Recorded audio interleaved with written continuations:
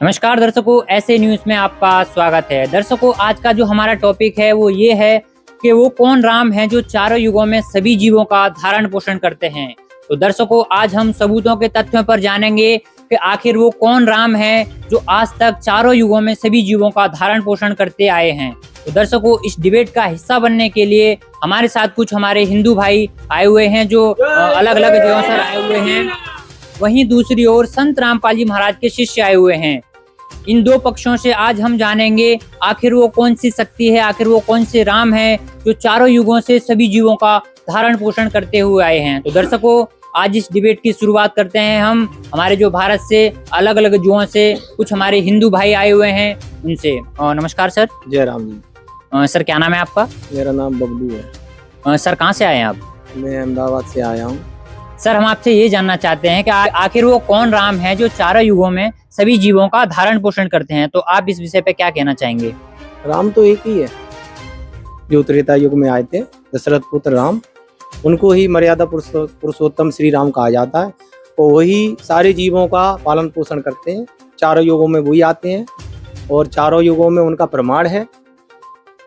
तो आपका ऐसा कहना है कि वही राम है मर्यादा पुरुषोत्तम जो चारों युगों में आते हैं? जी जी। तो जैसा कि अभी भाई साहब ने बताया है कि वही एक राम है मर्यादा पुरुषोत्तम जो चारों युगों में आते हैं, तो इसी बात को हम संत रामपाल जी महाराज के शिष्यों से भी जानेंगे, आखिर वो इस बात से सहमत हैं कि नहीं। और नमस्कार सर। साहब। सर, क्या नाम है आपका? श्यामदास नाम है जी। सर, जैसा कि सामने भाई साहब ने बताया कि वही एक राम है जो चारों युगों में आते हैं, आप इस बात से सहमत हैं? देखिए, इनका दोष नहीं है, इन्हें आज तक सदगुरु नहीं मिला। ये जो अपनी सोच से बता रहे हैं सही बता रहे हैं, इन्हें वास्तविक ज्ञान नहीं है, जबकि हमारे शास्त्रों में इसके विपरीत बताया है। और हमारे संत रामपाल जी महाराज जो सदगुरु हैं, उन्होंने खोल खोल कर बताया है कि वास्तविक राम कौन है। पूर्ण परमात्मा चारों युगों में आते हैं, वो कबीर देव हैं।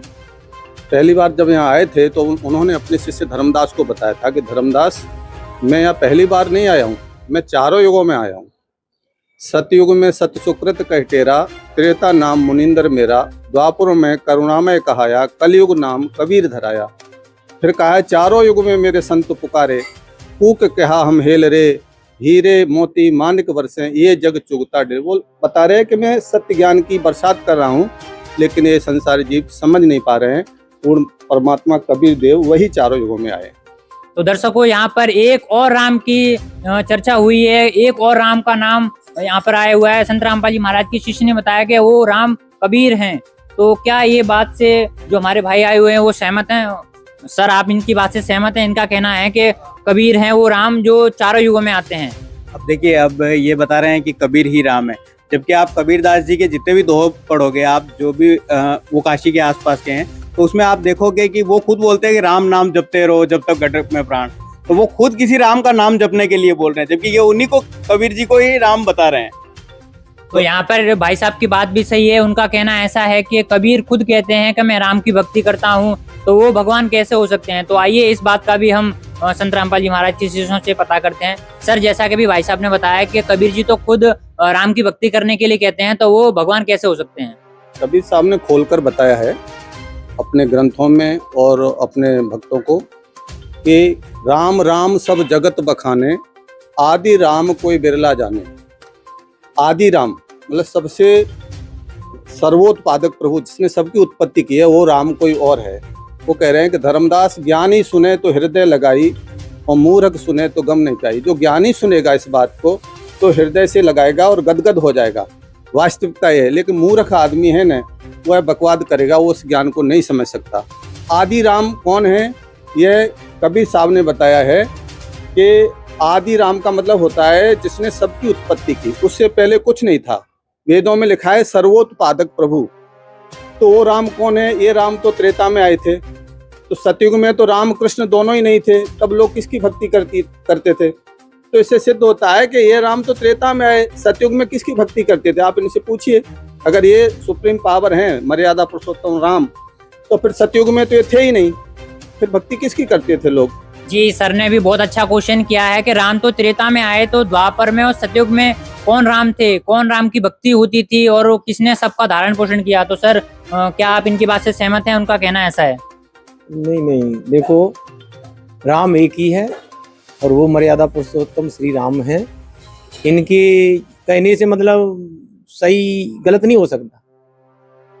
तो आपका कहना है कि वो राम कबीर राम नहीं है, खाली आपके जो राम है मर्यादा पुरुषोत्तम वही आते हैं। अरे वो तो एक साधु थे, मतलब गुरु थे, लोगों को वाणियां सुना के बताते थे। लेकिन अभी आप राम का ले लो ना, अभी इस प्रेजेंट में भी आप राम के बारे में जान सकते हो, राम की कितनी मतलब महिमा है कि उन्होंने मतलब क्या क्या चमत्कार किए थे।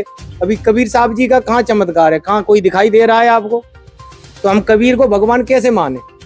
और जबकि राम ने तो कितने पुल बनवा दिया था, रावण को भी मारा था, क्या क्या नहीं किया उन्होंने। जी, तो सर का क्वेश्चन ऐसा है कि वो राम जिन्होंने समुद्र में पुल बनवा दिया, बहुत सारे चमत्कार किए, तो हम और किस राम की बखान कैसे करें? कबीर साहब का कोई चमत्कार नहीं है, उन्होंने कोई चमत्कार नहीं किया। तो ये बात भी हम संत रामपाल जी महाराज के शिष्यों से जानेंगे। नमस्कार सर। नमस्कार जी। सर, जैसा कि अभी भाई साहब ने बताया है कि जो त्रेता में राम हुए थे वही असली में राम है, चार युगों में वही आते हैं। उन्होंने बहुत सारे चमत्कार किए, समुद्र में पुल बनवा दिया। तो क्या आप इस बात से सहमत हैं? देखिए, अभी जो भगत जी ने बताया कि गलती इनकी नहीं है, इनके धर्मगुरुओं की रही है, जिन्होंने संपूर्ण ज्ञान इन तक नहीं पहुंचने दिया।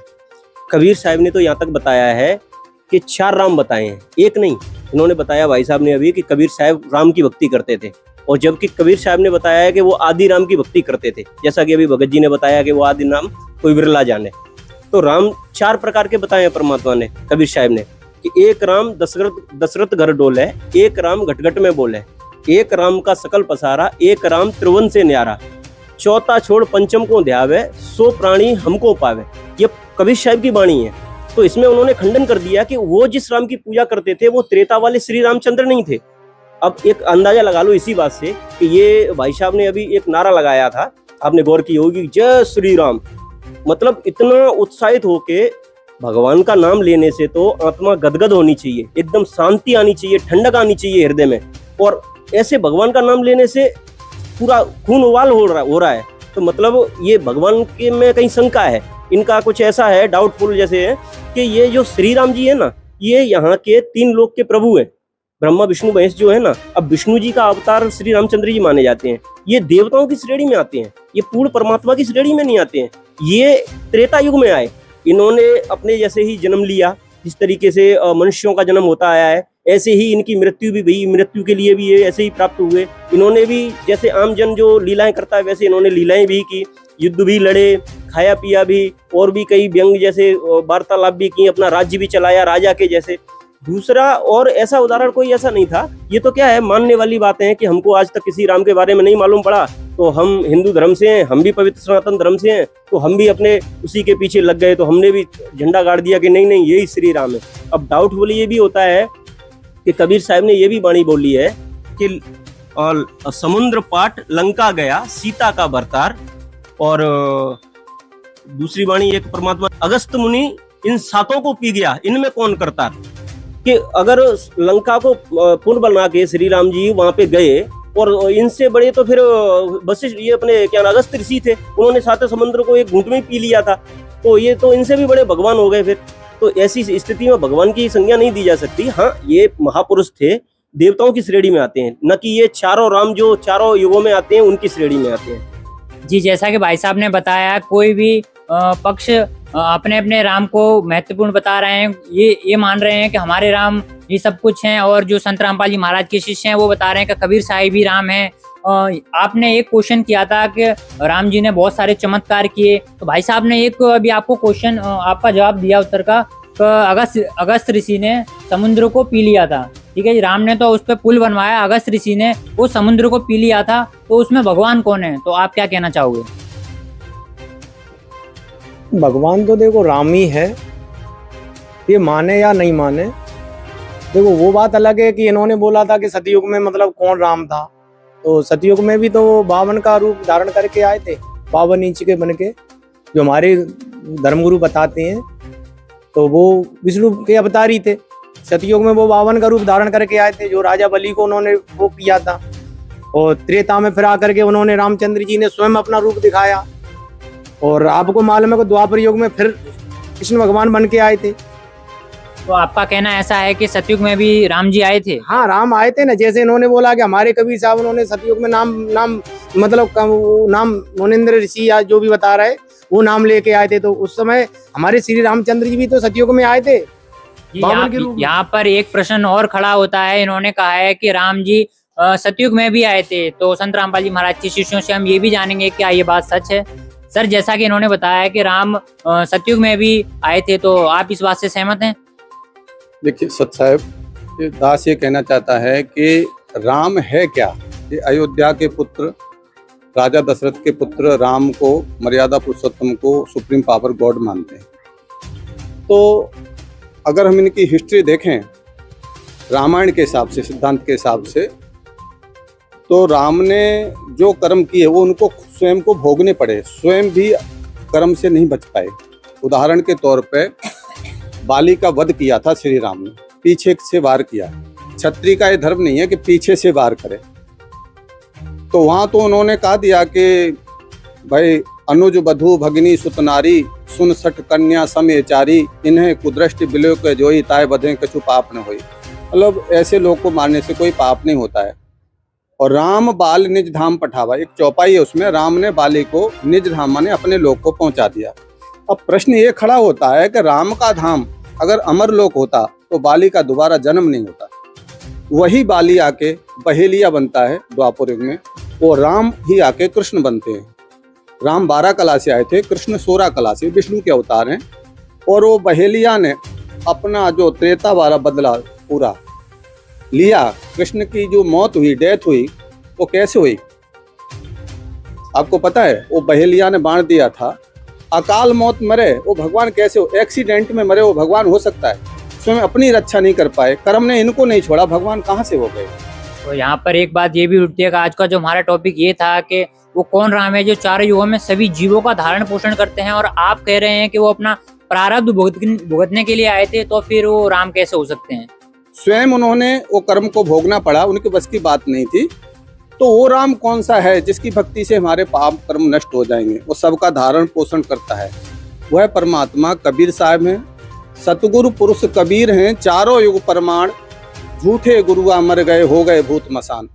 कबीर साहब का चारों युग में प्रमाण मिलता है, और वेदों में भी इनका प्रमाण है। चारों युगों में कबीर साहब आए हैं और उन्होंने ही सत भक्ति का संदेश दिया है। बाकी ये जो बता रहे हैं इनका कोई दोष नहीं है। तीनों लोक राम जपत हैं, कबीर साहब ने कहा है, तीनों लोक राम जपत हैं, जान मुक्ति का धाम। राम ने गुरु वशिष्ठ किया तो ओम सुनाया नाम। अब ये तो राम नाम को ही बहुत बड़ा मंत्र मानते हैं। राम ने भी गुरु धारण किए वशिष्ठ को, तो इनको ओम मंत्र दिया। कबीर साहब ने खंडित किया है कि इनको कौन सा मंत्र दिया? ओम। फिर कबीर साहब ने खंडन किया ओम का भी कि ओमकार निश्चय भया सो करता मत जान, साचा शब्द कबीर का पर्दे माए पहचान। आप ओमकार के ऊपर अड़े बैठे हो कि यही पूर्ण परमात्मा है। ओम भी भगवान नहीं है। सच्चा शब्द कबीर साहब का वो पर्दे में है, वो गुप्त है, वह कोई तत्वदर्शी संत बताएगा। इनका कोई दोष नहीं है, इन्हें सदगुरु नहीं मिला, इसके लिए उस बात को समझ नहीं पा रहे। जी, यहाँ पर एक और प्रश्न खड़ा होता है कि अगर राम चारों युगों में आते हैं तो त्रेता युग में अपने प्रारब्ध को भुगतने के लिए उनका जन्म हुआ। अगर किसी इंसान का जन्म प्रारब्ध भुगतने के लिए हो तो वो भगवान कैसे हो सकता है? यहाँ पर एक बहुत बड़ा प्रश्न खड़ा होता है इस चीज़ का। तो यहाँ पर जो हमारे भारत के अलग अलग जगहों से लोग आए हुए हैं उनसे हम जानेंगे। सर, क्या आप इनकी बात से सहमत हैं? बिल्कुल नहीं सर, ये भगत को भगवान बता रहे। कबीर साहब जी राम के भगत, कबीर साहब जी थे वो भगत, वो स्वयं राम की पूजा करते थे, राम की गुणगान करते थे, और ये भगत को भगवान बता रहे। ये बिल्कुल भगत जी ये ठीक नहीं है। तो क्योंकि अभी इन्होंने जो एक टॉपिक बताया हमें कि राम प्रारब्ध भुगतने के लिए यहाँ पर आए थे त्रेता युग में, तो इस बात से आप सहमत हैं? नहीं, कोई प्रारंभ भुगतने के लिए नहीं आए थे। ये सब उनकी लीला थी, वो लीला दिखा रहे थे। ये कोई प्रारंभ भुगतने नहीं आए थे। इस बात को हम बिल्कुल नहीं स्वीकार करते हैं। जी, यहाँ पर ये जो हमारे अलग अलग जगहों से जो लोग आए हुए हैं हिंदू धर्म से, उनका मानना ऐसा है कि जो श्री राम त्रेता युग में आए थे वो अपना प्रारब्ध भुगतने के लिए नहीं आए थे, वो जीवों का उद्धार करने के लिए, कल्याण करने के लिए आए थे। तो इस बात को भी हम संत रामपाल जी महाराज के शिष्यों से अच्छे से जानेंगे। सर, क्या आप इनकी बात से सहमत हैं? देखिए, इनके न मानने या न मानने से वो बातें सही या गलत नहीं हो सकती। जो हमारे शास्त्र प्रमाण देते हैं ना, हम उसी के आधार से, उसी के अकॉर्डिंग हम सत्य मान लेंगे, बराबर ना। अभी इन्होंने भाई साहब ने बताया कि नहीं वो प्रारब्ध भोगते ही नहीं है और वो ऐसे नहीं आए थे।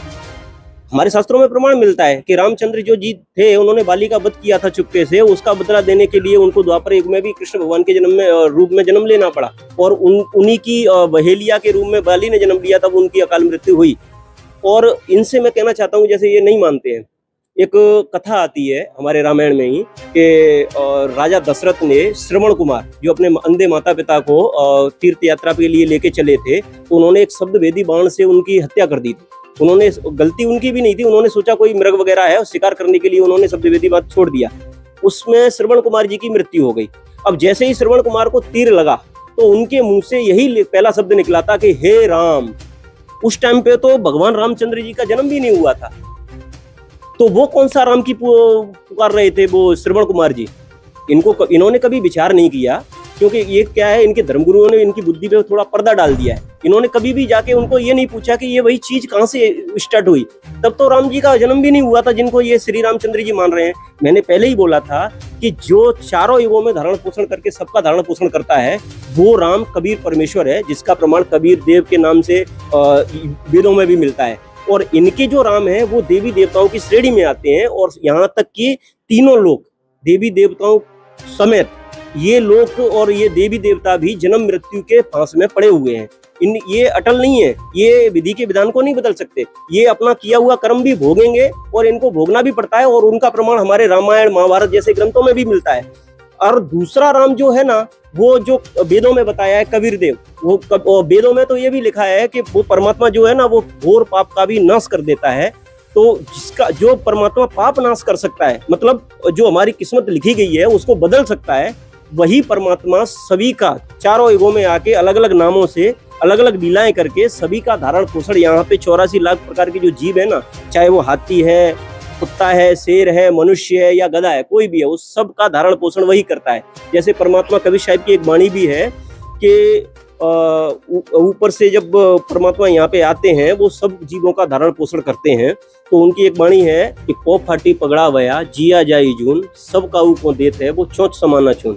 तो परमात्मा तो स्पष्ट कर रहे हैं कि वो परमेश्वर जो कबीर देव है, वो चारों युगों में और तीनों लोकों में, सभी लोकों में वही धारण पोषण करता है, चाहे चींटी है चाहे हाथी है। जबकि जो राम भगवान है, ये विष्णु भगवान के अवतार थे, और ये 3 लोक तक के प्रभु इनकी सीमाएं हैं, और एक विभाग के मंत्री हैं। इनको सतोगुण भगवान बोला जाता है, तो ये सतोगुण उसके मंत्री हैं विभाग के। तो सर, जैसा कि अभी भाई साहब ने जो बताया, आप भी कुछ कहना चाहते हैं इस टॉपिक पर? जी, रामायण में बहुत सुंदर चौपाई है जिन्हें ये लोग भगवान मानते हैं, और रामायण में राम की ही महिमा का गुणगान किया है। तो उसमें एक चौपाई है कि सबह नचावत राम गोसाई, बंधेऊ कीर मरकटकी नहीं। इनका राम तो सबको नचा रहा है, राम अगर नचाएगा तो फिर बचाने वाला कौन है? जैसा कि भी संत रामपाल जी महाराज के शिष्यों ने बताया कि राम भगवान तो तीन लोक के प्रभु हैं, वो 3 लोक में ही सभी का धारण पोषण कर सकते हैं, और ऐसा भी कहा उन्होंने कि ये तो सभी को यहाँ नचा रहे हैं। तो इस बात से सामने जो भाई साहब हैं वो सहमत हैं कि नहीं, इस बात से हम जानेंगे। भाई साहब, जैसा कि अभी सामने भाई साहब ने बताया कि जो आपके राम हैं वो सभी को नचा रहे हैं, तो इस बात से आप सहमत हैं?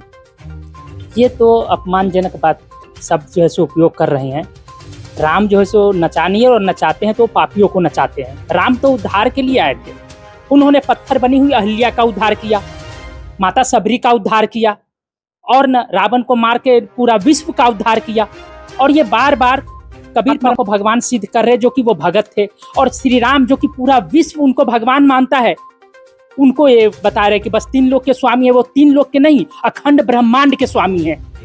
तो जैसा कि अभी भाई साहब ने बताया कि श्री राम बहुत सारे लोगों का भी उद्धार किया इन्होंने बताया कि वो पापियों को नचाते हैं, राक्षसों को नचाते हैं। तो इस बात से संत रामपाल जी महाराज के शिष्य सहमत हैं कि नहीं, ये बात जानेंगे। सर, जैसा कि इन्होंने बताया, अभी श्री राम पापियों को नचाते हैं, जो दुष्कर्म करते हैं उनको नचाते हैं, तो आप इस बात से सहमत हैं? देखिए, इनको क्या है कि अधूरा ज्ञान है, इन्होंने शास्त्रों को पढ़ा नहीं है।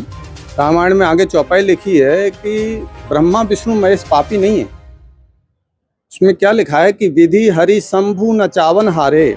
विधि माने ब्रह्मा, हरि माने विष्णु, शंभु माने शंकर, इनको भी ये राम नचा रहा है। कैसे नचा रहा है?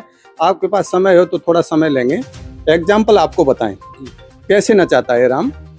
जैसे शंकर भगवान के मन में प्रेरणा आई कि भक्ति करनी चाहिए, और भक्ति में सबसे बाधक है काम। तो इसके लिए शंकर भगवान समाधि में चले गए, तपस्या की। 88,000 वर्ष तक शंकर ने तपस्या की।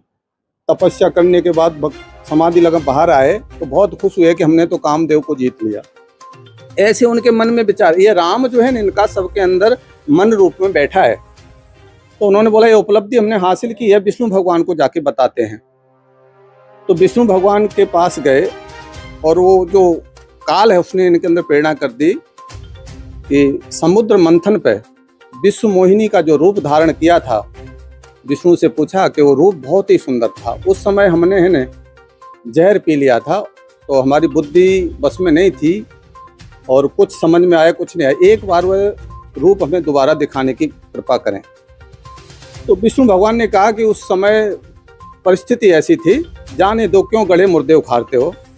शंकर भगवान बोले नहीं, हमें वो रूप दोबारा आप दिखाओ, और वहीं त्रिशूल गाड़ दिया विष्णु के दरवाजे पे, वो बैठ गए। तो विष्णु भगवान ने सोचा कि 88,000 वर्ष बैठने वाला जिद्दी भगत है, जाएगा नहीं, चलो कुछ करना ही पड़ेगा। तुरंत विष्णु भगवान वहाँ से अंतर्ध्यान हुए, और सुंदर जो है ना मौसम बना दिया। देवता हैं, इन पे सिद्धियाँ तो होती हैं। विष्णु भगवान ने एक लड़की का रूप धारण किया, अर्धनग्न कपड़े पहन लिए, एक पार्क बना दिया, और उसमें है ना घूमने लगे। कभी छिप जाएं, कभी दिखाई दे जाएं, कभी छिप जाएं। शंकर भगवान के कानों में वो भनक गई कि लगता है कोई स्त्री है। जैसे ही उनको देखा तो शंकर भगवान उत्तेजित हो गए, और वो बात यहाँ डिबेट में कहने लायक नहीं है। शंकर भगवान की स्थिति वहाँ बिगड़ गई, खराब हो गई। वो उससे हनुमान जी की उत्पत्ति हुई है। अब बताओ, देवताओं की ऐसी हालत, शंकर सुमन केसरी नंदन, हनुमान की उत्पत्ति कैसे हुई? शंकर का बीज है। तो इन्होंने बोला अभी ऐसे भगवान की हालत है, तो अब ये लीला की किसने? शंकर का दोष नहीं है, जो काल है उसने करवाई कि अगर 88,000 वर्ष तक लोग तपस्या करेंगे, समाधि करेंगे, तो हमारे खाने के लिए भोजन कहाँ से आएगा? तो ऐसे भगत को, अपने भगत को भी, शंकर को, फिर इनके मन में प्रेरणा हुई शादी करने की। फिर शादी की। शादी करने के बाद जो है ना आराम से रह रहे थे, वहाँ भी काल ने नहीं रहने दिया। एक लीला है कि उसी समय त्रेता युग में राम का अवतार हुआ, और सीता का हरण हो गया जंगल में। राम जो है ना सीता को ढूंढ रहे थे, पत्तों से पूछ रहे थे, हे खग हे मधुकर की श्रेणी, तुम देखी सीता मृगनैनी, ऐसे विलाप कर रहे थे पत्तों से। तो शंकर भगवान और पार्वती अपने लोक से देख रहे थे। तो शंकर भगवान ने इनको प्रणाम किया।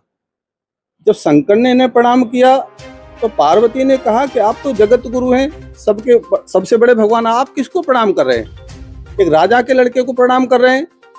तो शंकर ने कहा ये राजा के लड़के नहीं है, ये विष्णु के अवतार है, हमारे बड़े भाई हैं। तो पार्वती के मन में शंका चली गई कि ये कैसे हो सकता है, इनकी पत्नी कौन उठा ले गया, इन्हें पता नहीं है, आप बोले भगवान है कि नहीं नहीं ये लीला कर रहे हैं। ये किसने कहा? शंकर भगवान ने। पार्वती ने कहा मैं नहीं मानूंगी, इनकी परीक्षा लूंगी। तो शंकर ने कहा कि परीक्षा मत लेना। तो पार्वती ने कहा चल ठीक है। शंकर किसी काम से बाहर चले गए। पार्वती ने सीता का रूप धारण किया, और राम जी जहाँ जिस रास्ते से सीता को ढूंढते हुए जा रहे थे, वहां सीता बन के है न विचरने लगी। तो राम जी ने उनको पहचान लिया और कहा कि शंकर भगवान को कहाँ छोड़ के आप अकेले जंगल में घूम रहे। तो ये शर्मिंदा हो गई कि वास्तव में तो ये लीला सब क्या है? ये बुद्धि काल के हाथ में है। किसके हाथ में? जब चाहे किसी की बुद्धि को लॉक कर देता है, और जब चाहे उसकी बुद्धि को ऑन कर देता है। इनकी पत्नी को रावण उठा ले गया, राम को नहीं मालूम, और पार्वती को बुद्धि उसने ऑन कर दी तो पहचान लिया कि शंकर की पत्नी है। फिर जब ये पार्वती शंकर भगवान के पास गई तो उधर शंकर को देखो प्रेरणा कर दी उसने। जब देखे शंकर धर ध्याना, उमा जो कीन चरित सब जाना। वो सब उनको पता चल गया कि रिमोट काल के हाथ में उसने बता दिया, देख तेरी पत्नी ने तेरे से छुप के ऐसा काम किया है। तो शिव संकल्प कीन मन माही, और या तन भेंट सती अवनाई। शंकर ने संकल्प कर लिया कि इस शरीर से अब हम सती से, पार्वती से मुलाकात नहीं करेंगे, मतलब स्त्री प्रसंग नहीं करेंगे, क्योंकि इन्होंने हमारी माता का रूप धारण किया है। तो देखो अपने भक्तों को भी कैसे नचा रहा है। फिर क्या हुआ, शंकर भगवान घूम के आए, पार्वती से बात की, कोई चर्चा नहीं हुई, अनमन रहने लगी। फिर राजा दक्ष के यहाँ जब यज्ञ हुई तो शंकर भगवान का निमंत्रण नहीं आया। इधर पार्वती उदास रहने लगी। शंकर भगवान ने, एक कहावत है कि स्त्री का आसन बाएं अंग, कौन से अंग होता है, दाहिने अंग, तो इनको स्त्री का जो आसन होता है स्त्री साइड में आसन दिया, हाँ बाएं अंग। तो पार्वती समझ गई कि कुछ गड़बड़ है। फिर पति से भी है ना विरोध, तो चलो पिताजी के घर पे जाके आते हैं। तो वहां गए तो वहां सती ने यज्ञ में आत्महत्या कर ली। क्योंकि देखो ये काल करवाता है, क्योंकि वहां भी विरोध, माता पिता ने कहीं बिना बुलाए क्यों आई, यहाँ पति से विरोध। फिर शंकर भगवान ने अपने वो भेजे, गण भेजे, वहां यज्ञ का विध्वंस कराया। तो कहने की बात है, अपने भगत को भी कितना परेशान किया है। किसने करवाया? काल। ये काल का जाल बिना सदगुरु की कृपा से समझ में नहीं आता है। इसके लिए सदगुरु से दीक्षा लेके भक्ति करनी पड़ेगी और सत्संग सुनना पड़ेगा। बहुत बड़ी सीक्रेट रहस्य है ये। तो दर्शकों, यहाँ पर एक बहुत बड़ा सवाल सामने आया है कि श्री राम को ये नहीं पता कि मेरी पत्नी को कौन ले गया, और जब शिव जी की पत्नी उनकी परीक्षा लेने के लिए आई तो उनको पता चल गया कि ये शिव जी की पत्नी है, इन्होंने सीता का रूप बनाया है। तो ये बहुत बड़ा प्रश्न है हमारे सामने, आज तक किसी ने भी हमको ये नहीं बताया। तो इससे जो हमारे भाई आए हुए हैं भारत के अलग अलग जगहों से, उनसे हम जानेंगे क्या आप इस बात से सहमत हैं कि ये कहेंगे आपका ये भी एक लीला थी। सर, जैसा कि अभी भाई साहब ने बताया सामने, तो राम जी को ये नहीं पता कि सीता जी को कौन उठा ले गया।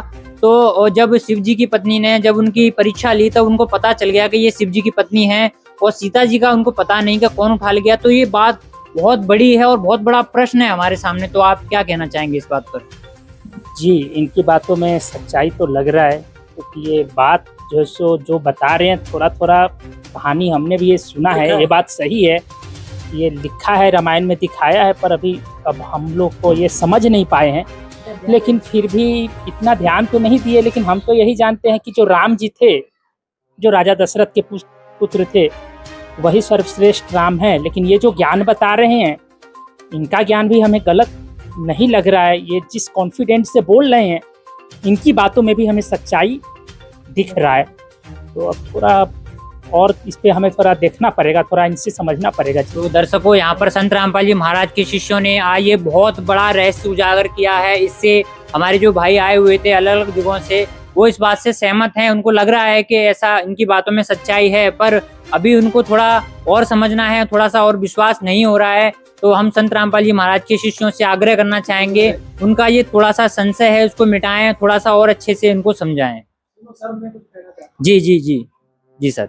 जैसे इन्होंने अभी रामपाल महाराज के शिष्यों ने जो बातें हमको मतलब बताई और सही तरीके से बताई, ऐसी बात नहीं कि मतलब वो झूठी कथा सुना रहे हो, हमको भी विश्वास हुआ कि हाँ कुछ है। लेकिन मैं ये कहना चाहता हूँ आपके मतलब ये चैनल के माध्यम से कि जब ये लोग इतनी सारी सच्चाई हम लोगों को बता सकते हैं प्रमाण सहित, तो इतने सारे ये धर्म गुरु है, क्या इनको ये चीज नहीं मालूम? ये फिर ये क्यों कहते हैं कि राम राम नाम लो, कृष्ण कृष्ण बोलो, आपका मोक्ष हो जाएगा? क्या इन्होंने ये सदग्रंथ इन्होंने नहीं पढ़े? तो इसका मतलब ये झूठा ज्ञान फैला रहे हैं, देश को गुमराह कर रहे हैं, देश को गड्ढे की तरफ लेके जा रहे हैं। जी सर, हम आपकी बात को यहाँ रखना चाहेंगे। सर, जैसा कि इन्होंने कहा है कि इतने सारे धर्म गुरु हुए हमारे भारत के अंदर, आज तक हमें किसी ने ऐसा नहीं बताया और आपने ऐसा हमें बताया है, आपकी बातों पे हमें विश्वास भी हो रहा है। तो ये इतने सालों से भगत समाज को, यहाँ पूरे भारत को गुमराह कर रहे थे क्या? जी सर, बिल्कुल सही बात पूछी है। अब टॉपिक निकल के आया है कि इनकी शंका थोड़ी का समाधान हो जाए। कोई भी, एक पुरानी कहावत है कि कोई भी अपने वेर खट्टे नहीं बताता है, आप सुनते आए होंगे। तो यही सेम चीज इन धर्मगुरुओं के साथ में हो रही है। इनको डर है कि हमारी जो दुकानें चल रही हैं, ऐश मौज की जो जिंदगी जो जी रहे हैं और भगत समाज के पैसे पे, इनको मतलब नहीं है कि जो इनके ऊपर चढ़ावा चढ़ा रहे हैं या इनको जो मानते हैं या इनके जो फॉलोवर हैं, उनका परिवार सुखी हो, उनकी मुक्ति हो, उनके दुख दर्द दूर हो या ना हो। इनको बस अपना पैसा मिलना चाहिए और इनकी ऐसे मौज ऐसे ही चलनी चाहिए।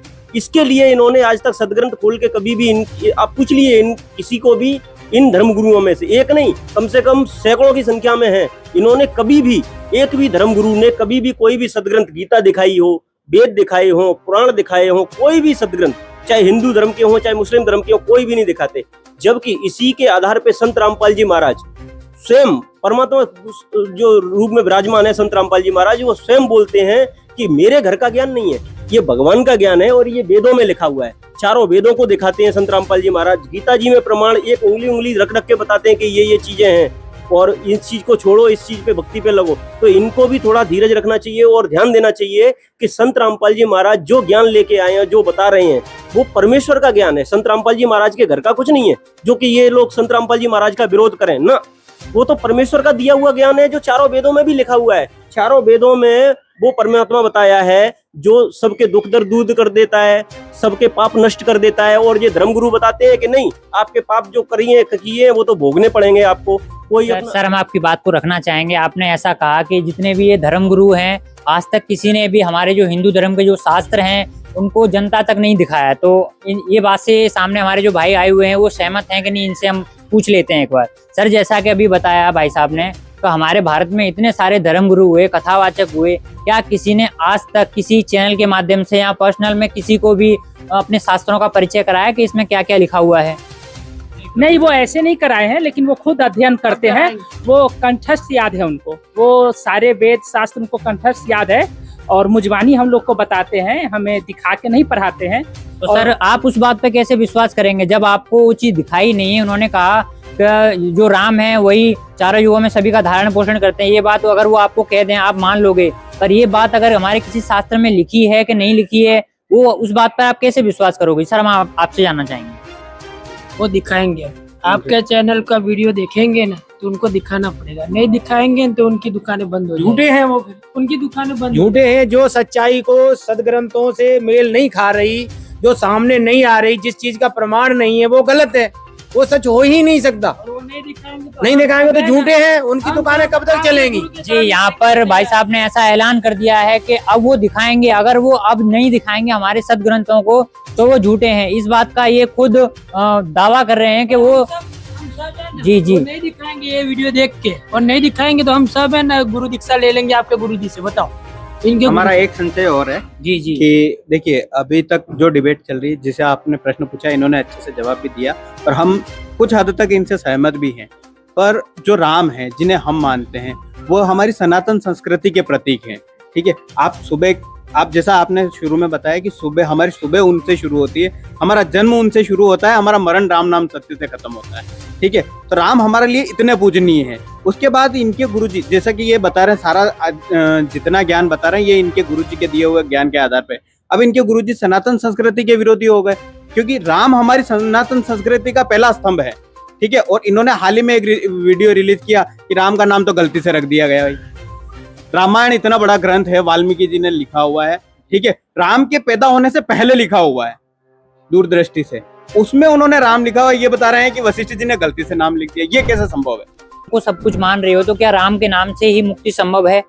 बिल्कुल जी, राम के नाम से मुक्ति संभव है। तो आपके जो धर्मगुरु हैं वो सभी राम का ही नाम जपने के लिए देते हैं? सारे तो नहीं देते, अलग अलग देते हैं, पर अधिकतर हरे राम नाम जाप देते हैं। जी, तो जैसा कि अभी भाई साहब ने बताया है कि कुछ कुछ अलग देते हैं, ज्यादातर राम नाम का ही जाप देते हैं। तो इस बात को हम संत रामपाल जी महाराज के शिष्यों से जानेंगे। सर जैसा कि इन्होंने बताया कि हमारे जो धर्मगुरु हैं वो हमें राम नाम का जाप देते हैं और राम नाम के जाप से ही हमारी मुक्ति संभव है, तो आप क्या कहना चाहेंगे? देखिए, थोड़ी देर पहले आपके चैनल पे भगत जी ने बताया था कि राम जी ने वशिष्ठ गुरु किए थे, और ये सब तो राम जी श्री राम के नाम से सोचते हैं कि हम पार हो जाएंगे, हमारा उद्धार हो जाएगा। और रामचंद्र जी हैं, उनको वशिष्ठ जी ने ओम मंत्र दिया था कि तुम ओम का नाम जाप करो। तो राम जी का तो उद्धार हो रहा है ओम मंत्र से, और उनके भक्तों का उद्धार हो रहा है रामचंद्र जी से। और इसमें से इनसे पूछ लीजिए, कोई तो राधे राधे का जाप कर रहा है, कोई जय हनुमान जी का जाप कर रहा है, कोई संतोषी माता का जाप कर रहा है, कोई अलग अलग मंत्र, जिसकी जैसी दुकान, मतलब अलग अलग, जिसकी लाठी उसकी भैंस, ऐसा हिसाब इनके धर्मगुरुओं ने करवा रखा है। इनका दोष नहीं है, इनके धर्मगुरुओं का जो दोष है, जो अपनी दुकान चलाने के लिए आज तक इनको सच्चाई से रूबरू नहीं होने दे रहे। और यही लोग, ये बेचारे भगत भोले भगत हैं, ये संत रामपाल जी महाराज का या कबीर साहब का विरोध ये नहीं कर रहे, ये करवा रहे हैं इनके धर्मगुरु, क्योंकि उनकी दुकानें बंद हो रही हैं।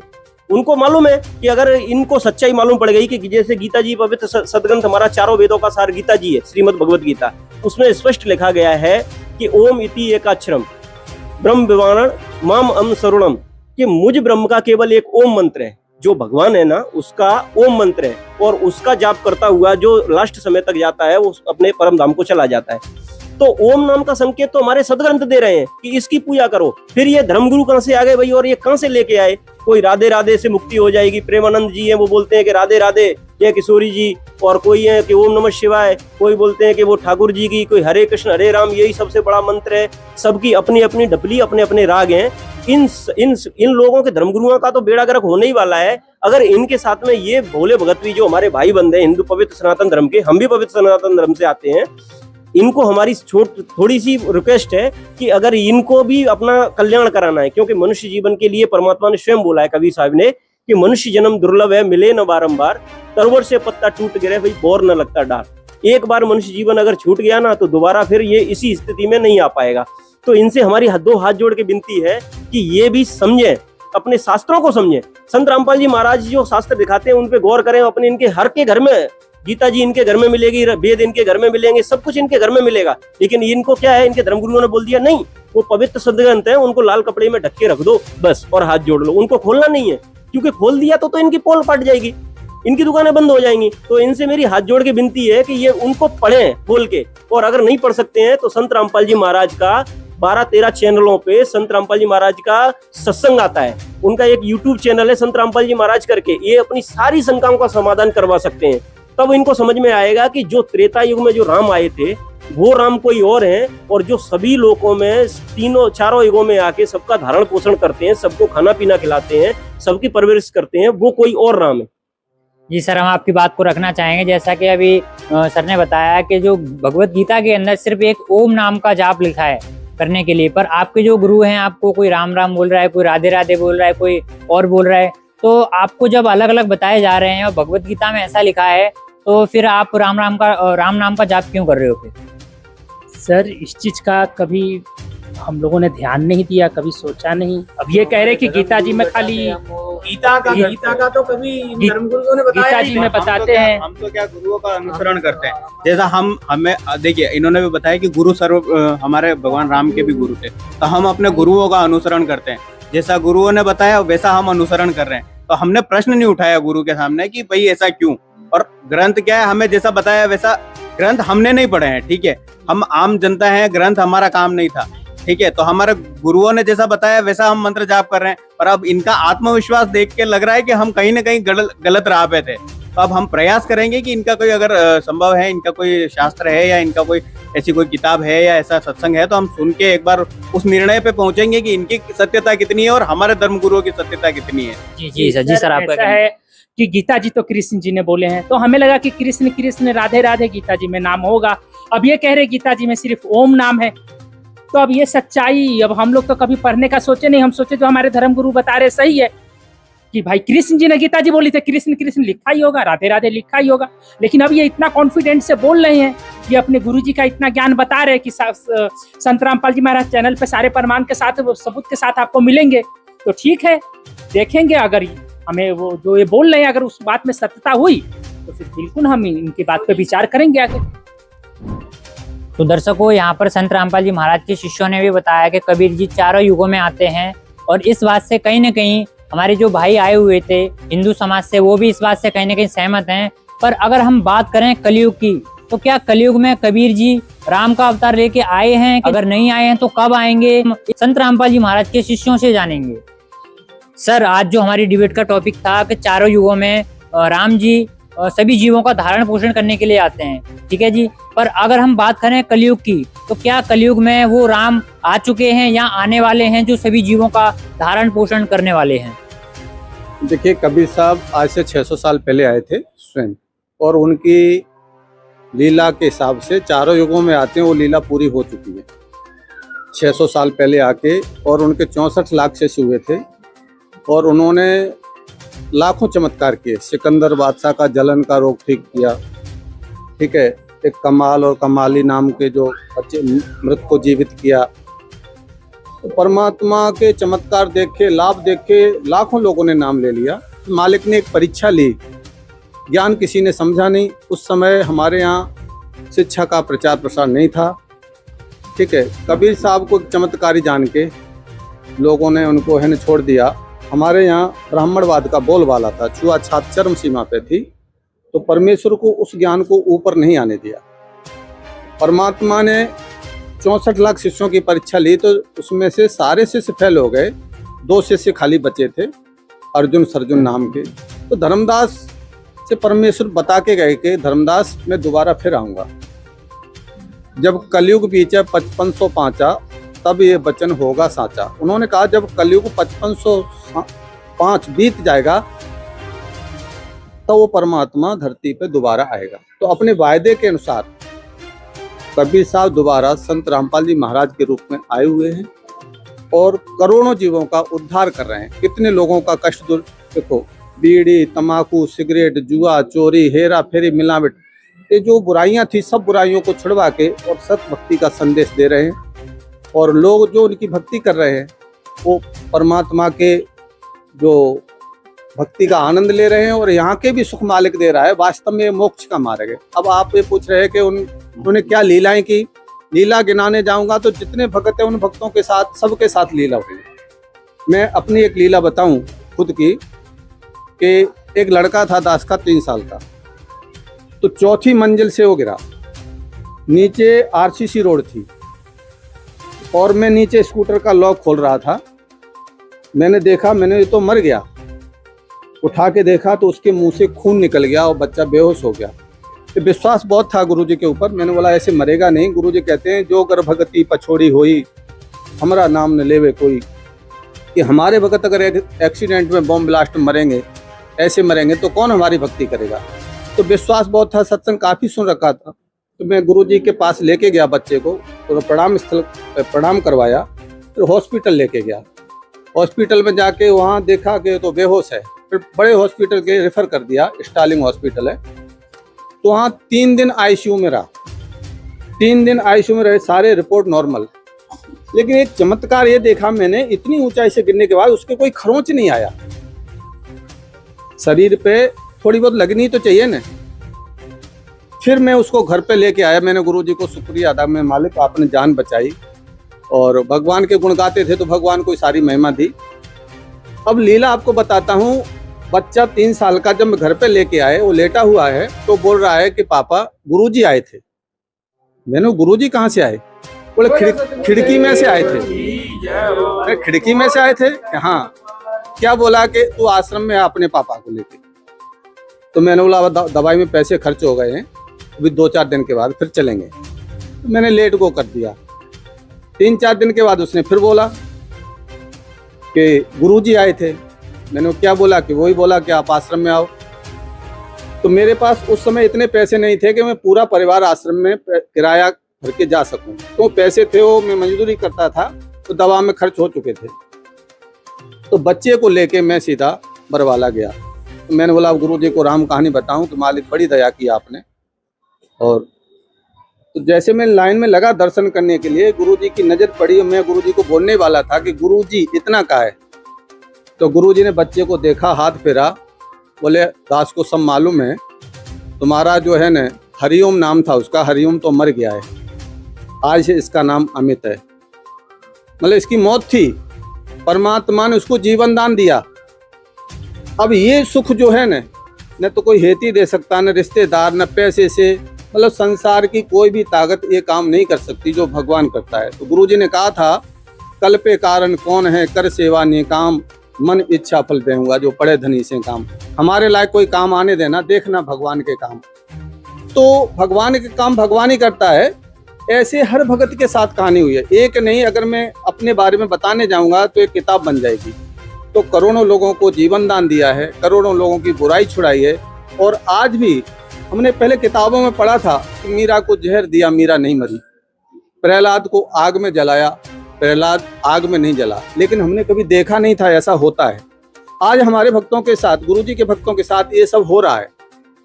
तो जिस भी भगत से आप चर्चा करोगे तो भगत का थूक सूख जाएगा परमात्मा की महिमा गाते गाते। ये रामपाल जी महाराज के रूप में स्वयं कबीर साहब आए हुए हैं। करोड़ों लोगों को मतलब सत भक्ति देके सतलोक ले जाएंगे। यहाँ के भी सुख मालिक दे रहा है। यही परमात्मा हमारे पाप कर्मों को माफ कर सकता है। वो पाप कर्म कटेंगे तो ही हम सतलोक जाएंगे, दूसरा कोई भगवान नहीं है।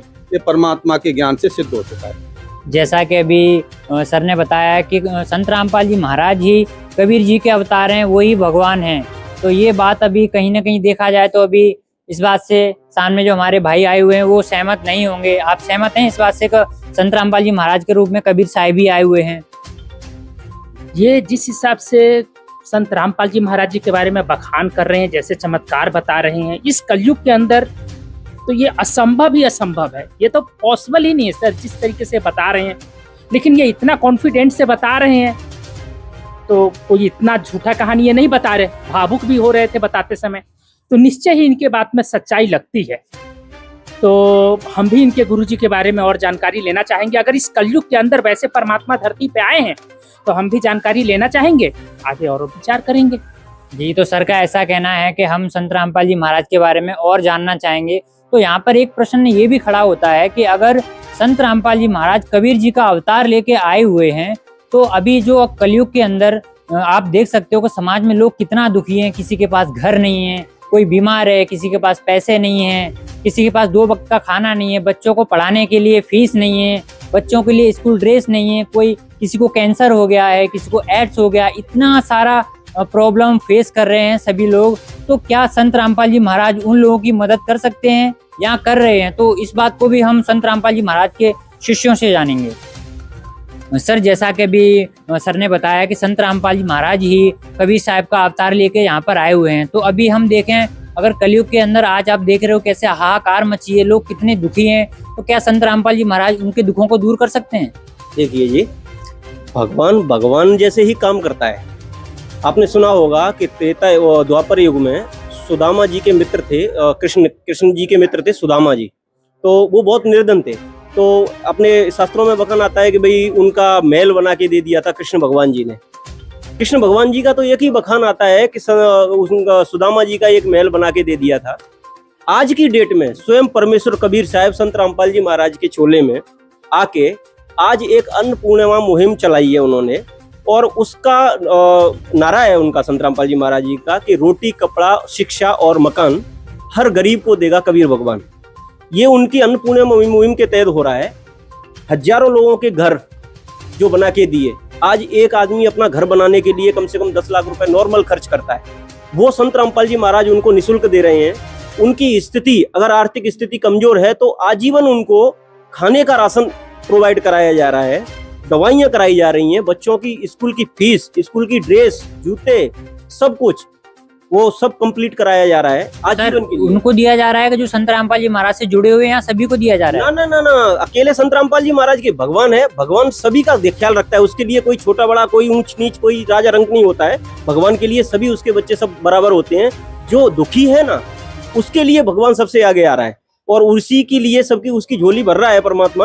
उन्होंने कई मकान बना के दे दिए, कई लोगों को, हजारों लोगों को राशन, उनकी आपने देखा होगा कई लाखों लोगों का, करोड़ों लोगों का नशा छुड़वा दिया परमात्मा संत रामपाल जी महाराज जी ने, जो कबीर साहिब के परमेश्वर के अवतार हैं। उन्होंने ही कई लोगों का लाखों टन यूनिट रक्तदान करवाया उनके शिष्यों से। संत रामपाल जी महाराज ने देहदान करवाया, और दूसरा कई जगह हॉस्पिटल्स या ये कहते हैं अपने वृक्षारोपण और एम्बुलेंस की सुविधाएं। आजकल सभी जो धर्मगुरु हैं, इनके जो अभी चल रही थी चर्चा, इनके धर्मगुरु है ना, ये धर्मगुरु खाली क्या करते हैं, थोड़ा बहुत दिखावा करके कहीं 1-2 दिन का लंगर लगा दिया, कहीं भंडारा। संत रामपाल जी महाराज के 13-14 बड़े बड़े आश्रम हैं, उनमें रोजाना प्रतिदिन हजारों की संख्या में श्रद्धालु, चाहे को किसी भी जाति या किसी भी धर्म या किसी भी मजहब का हो, निःशुल्क भंडारा या खाना खा सकता है, रह सकता है। तेल, साबुन, पानी, सब चीज उसके लिए फ्री है। ये भगवान ही कर सकता है और करते आए हैं। उनकी अन्नपूर्णिमा मुहिम इतनी अच्छी है कि मैं तो उनकी सराहना करता करता थक जाऊं, लेकिन वो नहीं हो सकता है। और ऐसे काम वो जिन भक्तों को लाभ दे रहे हैं, चाहे वो भगत हैं या उनके शिष्य हैं या नहीं है, भले ही किसी भी जाति पंथ के हैं, उनके लिए वो संत रामपाल जी महाराज भगवान आके खड़े हैं। उस टाइम पे द्वापर में तो खाली कृष्ण भगवान ने एक ही मकान बना के दिया था सुदामा जी को। आज कबीर परमेश्वर स्वयं आए हैं चौथे युग में संत रामपाल जी महाराज के रूप में, और वो लाखों लोगों का इसी तरीके से घर बनवा के दे रहे हैं, शिक्षा दे रहे हैं, कपड़ा दे रहे हैं, रोटी दे रहे हैं, सब कुछ उनकी सब सारी सुविधाएं कर रहे हैं। सर, जैसे देखिए हम पत्रकार हैं, हमारा काम है किसी पुष्टि को यानी कि जानकारी करके उसके ऊपर उसका सॉल्यूशन लाना, ठीक है। तो हमने एक चीज देखी है कि संत रामपाल जी महाराज के ऊपर तो कई वर्ष पहले कुछ केस लगाकर उनको 4 दीवारों में कैद कर दिया गया। तो एक संत जो 4 दीवारों में कैद है, वो संत वहाँ 4 दीवारों के अंदर से इतना बड़ा काम कैसे कर सकता है? देखिए जी, सोचने वाली बात है। भगवान भगवान है, वो तो यहाँ रहे या 4 दीवारी के अंदर रहे, ये तो हमारी सोच है कि वो संत रामपाल जी महाराज तो जेल में हैं। उन इतनी बड़ी बड़ी जो काम है वो आम इंसान जेल में रह के नहीं कर सकता। और भी हजारों लाखों की संख्या में पब्लिक पड़ी हुई है जेल के अंदर। राजा भी गए, मंत्री भी गए और कई राजा भी गए, लेकिन उन्होंने आज तक ऐसी चीजें नहीं की। दूसरी बात, संत रामपाल जी महाराज को मालूम था कि वो तो भाई परमेश्वर है। उनको मालूम है कि ये जो साधु संत है ना, ये भी उनके ही बच्चे हैं। ये जो हिंदू धर्म, सनातन धर्म या मुस्लिम धर्म के, वो भी उनके ही बच्चे हैं। और उनके जो फॉलोवर जो उनसे जुड़ सके वो तो उनके बच्चे हैं ही हैं, संत रामपाल जी महाराज, कबीर परमेश्वर के। अब भगवान को तो सब मालूम है कि भाई ये अपने कर्म खराब करेंगे। अब मैं भगवान की तरफ उंगली उठाऊं तो मेरी गलती है, मेरे ही कर्म खराब होंगे, और मेरे कर्म खराब होंगे तो फिर मेरे को दुख भी होगा। तो संत रामपाल जी महाराज ने एक ऐसी बढ़िया चीज मेरी सोच से बताई है, मतलब उन्होंने लीला की है कि ऐसी जगह जाके विराजमान हो गए जहाँ पे ये जो साधु संत है रोजाना नहीं पहुंच सकते उन तक। अगर संत रामपाल जी महाराज आज यहाँ आ जाए ना हमारे सामने, तो ये जो ऐसे भोले भगत है ना, ये डंडा लाठी बंदूकें लेके संत रामपाल जी महाराज के पीछे पड़ जाए कि भाई तुम ऐसे कैसे बोल रहे हो। आज ये ऐसी जगह पे जिसको अपने जेल धाम कहते हैं, वहां पे ये रोज नहीं जा सकते, लेकिन उनका ज्ञान, उनकी सारी सुविधाएं इन तक जरूर पहुंच रही हैं और आजीवन पहुंचती रहेंगी। तो सर, जैसा कि आपने बताया ऐसा कि संत रामपाल जी महाराज जेल के अंदर से इतनी बड़ी मुहिम को अंजाम दे रहे हैं, इतना बड़ा मुहिम चला रहे हैं जिससे लाखों गरीब परिवारों को इतनी सहायता मिल रही है। जिसके पास घर नहीं है उसको घर मिल रहा है, जिसके पास खाने के लिए रोटी सब्जी नहीं है उसको रोटी सब्जी उपलब्ध कराई जा रही है, जिसके पास अपने बच्चों के लिए स्कूल फीस नहीं है उसको फीस दी जा रही है। जहाँ उनको दुखी रहने का कोई अवसर ही ना मिले, उनके मन में एक विचार ही ना आए कि मेरे पास ये नहीं है, सब कुछ संत रामपाल जी महाराज ने दे दिया उनको। तो ये चीज हमें कहीं ना कहीं बहुत सोचने पर मजबूर कर रही है कि एक संत जो जेल में है वहां से बैठकर ये कैसे कर पा रहे हैं, ये कैसे संभव हो पा रहा है। तो इस बात से जो हमारे अलग अलग भाई आए हुए थे अलग जगहों से, उनसे हम बात करेंगे क्या वो इस बात से सहमत हैं।